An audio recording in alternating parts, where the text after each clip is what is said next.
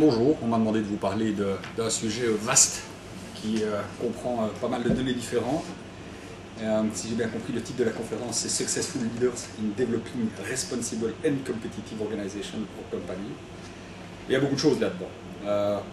On parle de responsabilité, je dirais c'est peut-être la chose aujourd'hui la plus importante dans nos entreprises, mais j'en parlerai plus tard. On va parler de succès, on va parler de compétition, on va parler de leadership.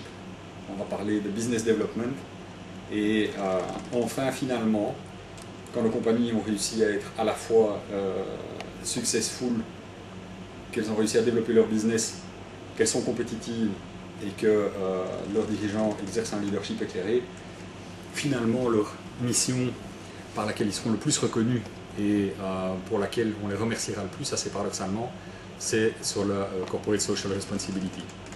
Parce que c'est la partie la plus visible de ce que nous faisons tous. Aujourd'hui, c'est devenu une hypothèse qu'un dirigeant d'entreprise le fait avec succès, qu'un dirigeant d'entreprise exerce un leadership éclairé et qui réussit à emmener ses troupes vers un meilleur développement et vers une certaine définition du succès. Tout ça n'est pas évident et tout ce qui peut nous aider, chacun d'entre nous, à réfléchir ensemble sur la meilleure manière de développer nos entreprises dans le futur est toujours le bienvenu. Aussi, je trouve que les événements qu'organise Top Management à cet effet sont des bonnes opportunités pour réfléchir et pour discuter entre pairs et entre égaux de la manière dont on peut favoriser le développement futur de nos entreprises. Alors, on va parler un peu de social responsibility. Je crois qu'on a deux types de corporate social responsibility aujourd'hui et il ne faut pas les négliger. La première, c'est un peu ce que j'appelle la defensive social responsibility. C'est finalement correspondre à l'ensemble des codes du social responsibility aujourd'hui. C'est-à-dire que l'ensemble de nos entreprises doivent être suffisamment socially responsible pour être crédibles. C'est la manière défensive de faire les choses.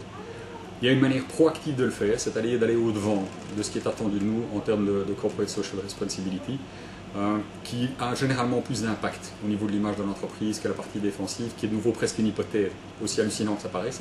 Ce n'est pas la partie la plus facile, mais c'est avec la partie proactive, qui est la partie immergée de l'iceberg, celle qu'on voit, qui finalement va avoir le plus d'importance dans les médias et va porter le plus de valeur positive de nos entreprises à l'intérieur des stakeholders. On ne peut le faire qu'en étant compétitif. Cette compétitivité qui en Belgique ne va plus de soi. Aujourd'hui, il faut bien le reconnaître, on a un problème de compétitivité. L'ensemble du tissu socio-économique belge a un problème de compétitivité qui est basé sur un certain nombre de défauts qui n'ont pas été corrigés au fil des 15 ou 20 dernières années. Il y a eu beaucoup d'opportunités pour le faire, il y a eu des opportunités culturelles, il y a eu des opportunités politiques, il y a eu des opportunités organisationnelles, mais on fonctionne aujourd'hui dans un tissu social et socio-économique dans lequel il est très difficile de réimplanter l'idée de compétition et surtout de réimplanter l'idée de gagner cette compétition. Et ça aussi, c'est le genre de sujet dont on a l'occasion de discuter lors des événements de top management. Une dernière chose qui va être très importante dans le futur pour chacun d'entre nous, ça reste l'innovation. Heureusement, généralement, quand on parle d'innovation, tout le monde lève les yeux au ciel en disant « ça y est, on va encore parler d'innovation technologique ». Non, il y a beaucoup d'autres types d'innovation et c'est beaucoup d'autres types d'innovation, on doit les appliquer aujourd'hui. On parle d'innovation commerciale, on parle d'innovation managériale et on parle d'innovation culturelle.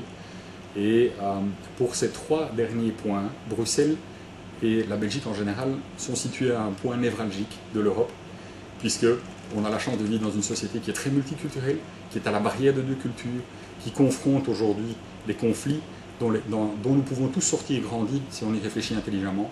Et je crois que cette cross-culturalité, cette multiculturalité à la fois de nos organisations et du tissu social dans lequel nous vivons est réellement le berceau d'une créativité tout à fait extraordinaire dans laquelle je pense que l'ensemble de l'économie belge va pouvoir se retrouver à terme.